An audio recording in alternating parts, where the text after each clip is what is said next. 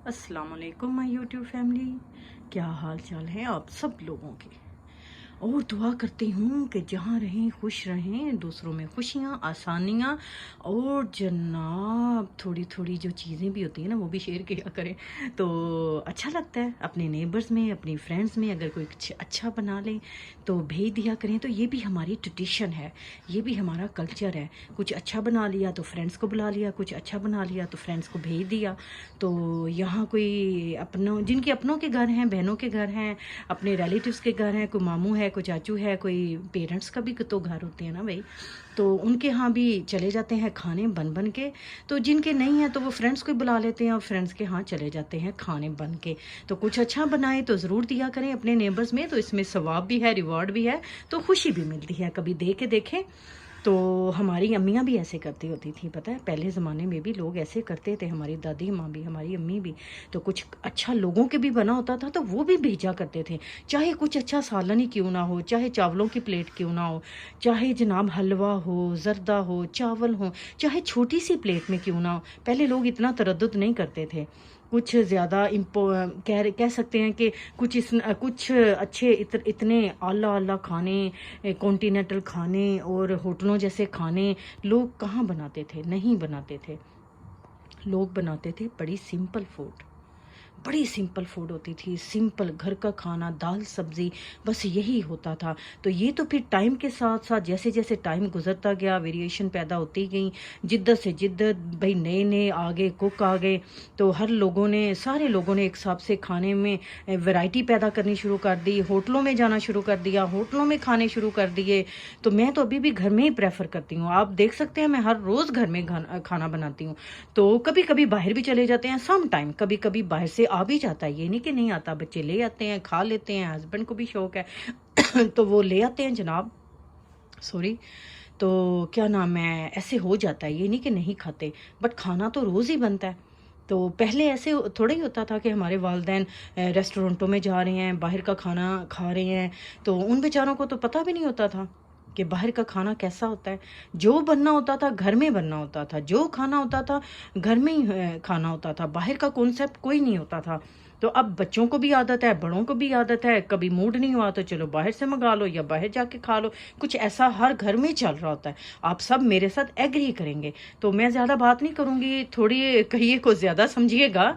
तो सहूलतें काफ़ी पैदा हो गई हैं, तो इतना ही काफ़ी है बोलना। सब लोगों को पता है, सब जानते हैं कि बच्चे कितने बिगड़ चुके हैं बाहर का खा खा के हर घर में। तो जाहिर सी बात है औरतें भी फिर एडवांटेज लेती हैं, वो कहती हैं भाई क्या है, एक दिन बाहर से आ जाएगा तो क्या है, हम भी एक दिन रेस्ट कर लेंगे। तो एक दिन रेस्ट करने के बाद तो फिर नेक्स्ट डे तो बनाना ही है तो ये हमारी तो भाई जान छूटने वाली ली नहीं है।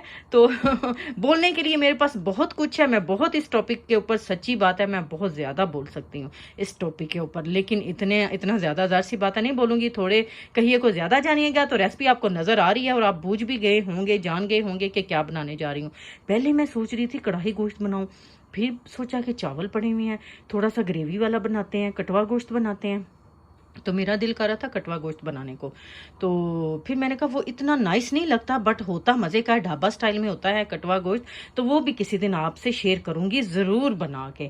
बस नाम बदल जाते हैं, चीज़ें वही होती हैं, रेसिपी भी वही होती है, मसाले भी वही होते हैं, बस हेर फेर होता है। कोई 2-4 मसाले निकाल लें और 2-4 एक्स्ट्रा ऐड कर दें तो जनाब रेसिपी टोटल चेंज हो जाती है। सच में आप एग्री करेंगे। तो अभी मैंने फ्रिज खोला तो मैं लाई हुई थी लास्ट वीक शलजम, इतने एक्सपेंसिव है मैं आपको बता नहीं सकती। तो सेंसबरी से लेके आई थी, बड़े बड़े हैं माशाल्लाह। तो इनको काटती हूँ, देखती हूँ कैसे निकलते हैं। तो चलिए सबसे पहले मैं बता देती हूँ इंग्रेडिएंट। तो 1.5 kg लैम का लेग है, ये 2 लेग मैं कटवा के लाई थी वीकेंड के ऊपर, ठीक है। तो अभी मैं फर्स्ट टाइम ये बना रही हूँ, कभी 1 लेग कटवा लेती हूँ, कभी 2। तो क्या नाम है, जितनी फ्रिज में जगह हो, फ्रीज़र में जगह हो, उस हिसाब से ले लेती हूँ। क्योंकि चिकन भी होता है, बोनलेस भी होता है, कीमा भी होता है और थाई लेग्स, इस तरह की चीज़ें भी रखनी होती हैं। तो फिर जितना मेरे पास हो ना जगह, जितनी जिस हिसाब से, तो फिर मैं उस हिसाब से बाय कर लेती हूँ।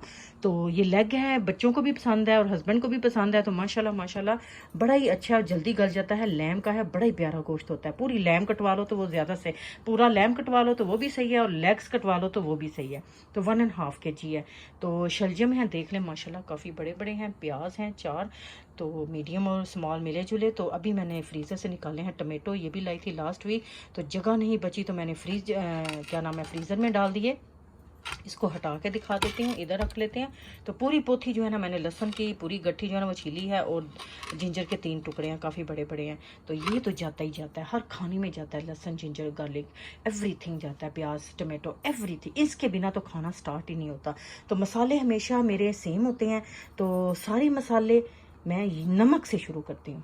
सारे मसाले, नमक मैं सबसे पहले डालती हूँ, ताकि वो एक सीक्वेंस में, एक तरतीब में सारे मसाले आ जाएं, कोई हेर फेर ना हो, कोई रद्दो बदल ना हो, और कुछ मैं भूल ना जाऊँ। तो कुछ भूल भी जाऊँ तो बाद में ऐड कर लिया जाता है। ऐसी बात नहीं है कि इंसान तो भूल ही जाता है, कोई बड़ी बात नहीं है। तो 1.5 टीस्पून नमक है, 1/2 टीस्पून लाल मिर्च है, और जनाब 1/4 टीस्पून ये देख लें हल्दी है, और ज़ीरा भी नज़र आ रहा है आपको। 1 टीस्पून तेज़पात है। हमारी अम्मी कभी तेज़पात नहीं डालती थी। सिनमिन स्टिक भी है, और इलायची भी है, फिर बातों से बात निकल आती है। कलवंजी है थोड़ी सी, और काली मिर्च और गरम मसाला बाद में डालूंगी। हर घर का शलजम गोश्त जो है ना डिफरेंट होता है। फिर बात निकल आई, तो हमारी अम्मी जो थी ना तो डिफरेंट बनाती थी, दादी माँ डिफरेंट बनाती थी। देखा ना, हमने सारी ज़िंदगी खाया है। तो वो थोड़ा बिल्कुल थोड़ा शोरबे वाला होता था, बिल्कुल थोड़ा, बिल्कुल ना होने के बराबर। तो उसको रोटी के साथ ही हमेशा हम लोग खाते थे। तो अब लोग ज़्यादातर बॉयल राइस या तड़के वाले राइस के साथ भी खाते हैं। तो हमारी अम्मी दादी माँ बनाती थी बिल्कुल सूखे, बिल्कुल ड्राई बनाती थी। तो आज मैं भी ज़्यादा, और मैं हमेशा माशाल्लाह ज़्यादा शोरबे वाले नहीं बनाती हूँ। तो बच्चों को तो कोई इंटरेस्ट नहीं है, वो तो निकाल के ऐसे साइड पे कर देंगे, तो शलजम की बेइज्जती हो जानी है। तो मैं अपने शौक़ से ले आती हूँ कि चलें वैरायटी हो जाती है, तो मज़ा भी आता है। सर्दियों की सब्ज़ी है तो इसको बना लिया जाता है। तो चलिए रेसिपी को स्टार्ट करते हैं। बातें साथ साथ होती रहेंगी, गपशप तो कभी रुकने वाली नहीं, बातें नहीं कभी ख़त्म होंगी। तो सबसे पहले कूट लेते हैं चीज़ों को, तो बताती हूँ मैं साथ साथ, ठीक है। पैन हमारा रेडी है हमेशा की तरह। तो सबसे पहले इसमें मैं आधा कप ऑयल का डालती हूँ। तो ऑयल में अपने प्याज जो है ना वो मैं गोल्डन करूँगी, सुनहरी करूँगी। जब तक मेरे प्याज हो जाएंगे ना तब तक मैं अपनी वो पेस्ट वगैरह बना लूँगी जिंजर और गार्लिक की। तो देखें ट्रे मैंने कितना बड़ा ले लिया। तो ऐसे डाल देते हैं प्याज, मैंने काट लिए हैं सारे। तो इनको मैं हल्का सा ब्राउन करूँगी। तो जिंजर गार्लिक की पेस्ट जो है ना वो भी बना के इसमें डालूँगी। टमाटर भी मैं साथ ही पेस्ट उनकी बना लूँगी, तो बड़ा ही इजी हो जाएगा मेरे लिए। तो गोश्त को इसमें डाल के भूनते हैं, बड़ा अच्छा जायकेदार बनेगा। तो देखिए देगी स्टाइल में बनेगा हमारा शलजम गोश्त। तो इसको हिला जुला के रख लेते हैं पहले, तो सुनहरी होने का चांस देते हैं इसको। तो मेरा टाइम इस तरह सेफ होगा कि जितनी देर में ये रेडी होंगी उतनी देर में वो रेडी हो जाएगा। प्याज फ्राई हो रहे हैं, देखने में बहुत ही प्यारे, बहुत ही अच्छे, खुशबू भी आनी शुरू हो गई है।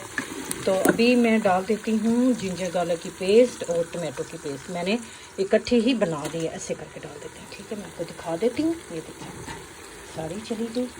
तो ये भी साथ ही फ्राई हो जाएगा ऐसे करके। तो तकरीबन 10 मिनट के लिए मैं इसको फ्राई करती हूँ, फिर गोश्त डालूँगी, भूनूँगी, फ्राई करूँगी। तो आज 1 पॉट कुकिंग होगी। आज मैंने भी लहसुन प्याज टमाटर अलहदा से नहीं गलाया है।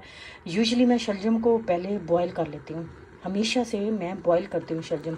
तो टाइम और भी सेफ हो जाता है, गोश्त सेपरेट गल जाता है, मसाला अलहदा बन जाता है, तो बड़ी जल्दी कुकिंग हो जाती है।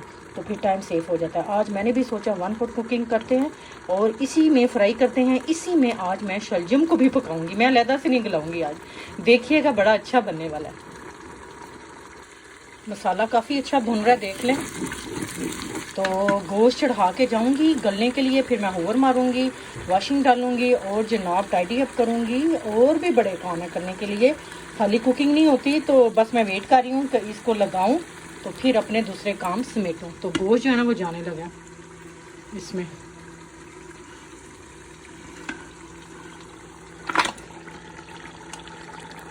चला गया। तो 10-15 मिनट के लिए मैं इसको फ्राई करूँगी, ऐसे भूनूंगी अच्छी तरह। तो मसाले अभी थोड़ा 5 मिनट के बाद डालूंगी, अभी नहीं डालूंगी। तो आज एक पॉट में बनेगा शलजम गोश्त। तो कुछ लोग मोटे मोटे काट लेते हैं शलजम, तो आज मैंने भी बड़े बारीक काटे हैं। तो जब मैं ज़रा शोरबे वाले बनाऊँ तो ज़रा मोटे मोटे काटती हूँ, लाइक क्यूब्स की शक्ल में काटती हूँ शलजम को हमेशा से, क्योंकि मैंने उनको गला ही लेना होता है। तो आज मैंने भी बारीक काटे हैं, मैं दिखाती हूँ। तो ये हैं शलजम कट चुके हैं। तो पहले गोश्त को वेट लगेगा 20 मिनट के लिए या 22 मिनट के लिए, तो बाद में इनको लगेगा। ठीक है, तो ये देखें मैंने बारीक बारीक काटे हैं, आप चाहे तो मोटे काट लें। फ्राई हो रहा है गोश्त, तो मसाले डाल देती हूँ अभी, तो थोड़ा सा और भून लेते हैं इसको ऐसे।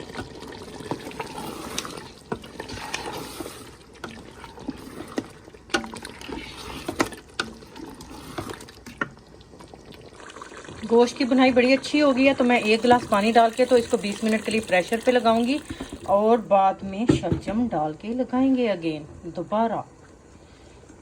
तो खुशबू बड़ी अच्छी आ रही है बुनाई की। तो दिखाती हूँ सारे प्रोसीजर।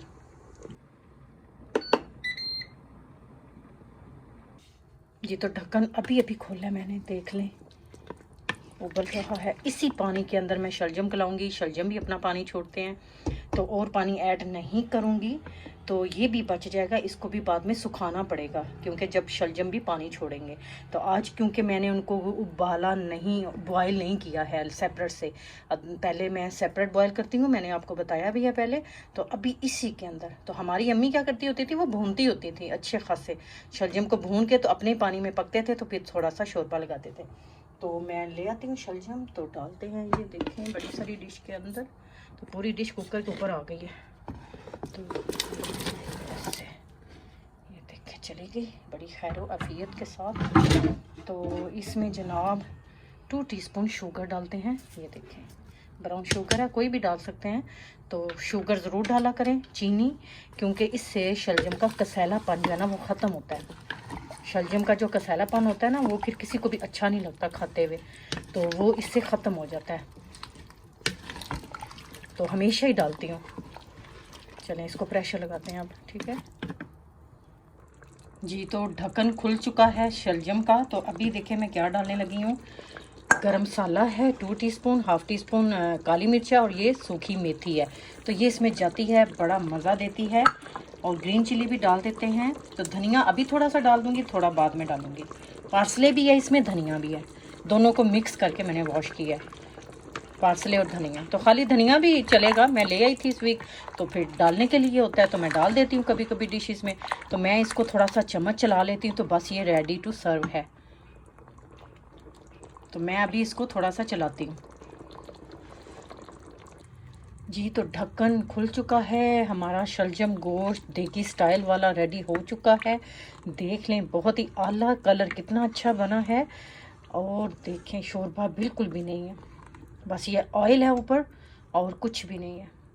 तो अगर मुझे ज़्यादा लगेगा तो मैं निकाल लूँगी।